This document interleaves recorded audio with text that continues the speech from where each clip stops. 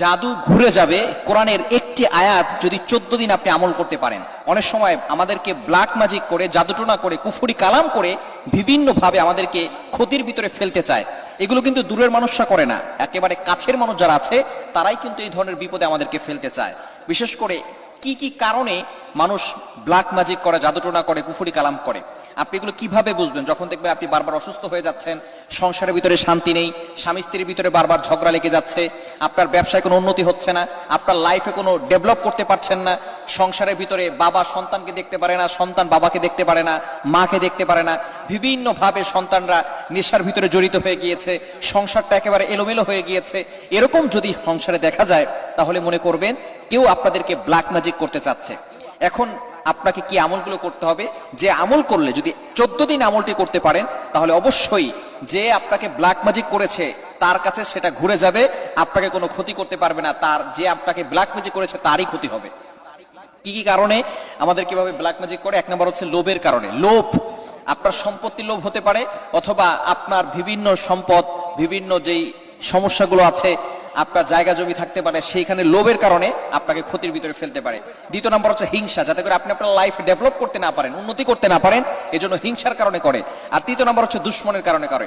আপনি আপনার দুশ্মন যে আছে, আপনার আপন ভাই, আপনার চাচা, আপনার চাচাতো ভাইরা, এভাবে এরা আপনাকে ক্ষতির ভিতরে ফেলতে পারে। অনেক সময় দেখবেন মেয়ের বিয়ে হচ্ছে না, এরকম হয় কি হয় না?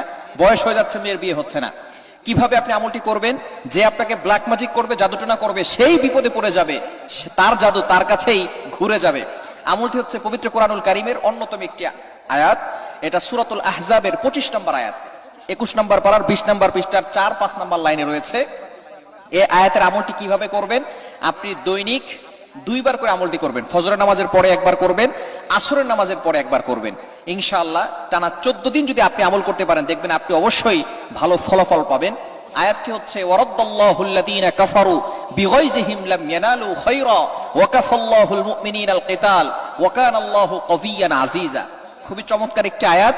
এই আয়াতটি হচ্ছে সূরাতুল আহজাবের 25 নম্বর আয়াত। আয়াতটি কিভাবে আমল করবেন? ফজরের নামাজের পরে, নামাজ অবশ্যই মাস্ট বি পড়তেই হবে। যদি আপনার ঘরের ভিতরে সমস্যাগুলো দেখা যায়, 1 নম্বর কাজ হচ্ছে প্রত্যেকটা ঘরের সদস্য নামাজ পড়বে। অবশ্যই মাস্ট বি নামাজ পড়তে হবে। নামাজ না পড়লে এই আমল করে কোনো ফায়দা হবে না। নামাজ পড়তে হবে। ঘরের ভিতরে কোনো পুতুলের ছবি রাখা যাবে না, কোনো ছবি টানিয়ে রাখা যাবে না, কোনো মূর্তির ছবি রাখা যাবে না, বেশি বেশি করে হারাম কাজ করা যাবে না, টেলিভিশন বেশি দেখা যাবে না, এবং ঘরের ভিতরে কোরআন তেলাওয়াত বেশি বেশি করতে হবে। বিশেষ করে ফজরের নামাজের পরে সূরা ইয়াসিনের তেলাওয়াত, মাগরিবের নামাজের পরে সূরা বাকারার প্রথম কিছু অংশ 1 থেকে 30 আয়াত এবং সূরা ওয়াকিয়ার তেলাওয়াতগুলো যদি করতে পারে ভালো, যদি করতে না পারে রেকর্ডিং চালু করে রাখবে।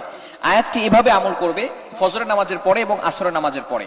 প্রথমে একবার আউযু বিল্লাহি মিনাশ শাইতানির রাজিম পড়বে, এরপরে আয়াতটি পড়বে ওয়ারাদ্দাল্লাহুল্লাযীনা কাফারু বিগাইযিহিম লাম ইয়ানালু খায়রা ওয়া কাফাল্লাহুল মুমিনিনাল কিতাল ওয়া কানাল্লাহু কাবিয়্যান আজিজা পড়ে তারপরে বুকে ফু দিবে। এরপর আবার শুধু আউযু বিল্লাহি মিনাশ শাইতানির রাজিম পড়ে আয়াতটি পড়ে বুকে ফু দিবে। এভাবে 11 বার পড়বে।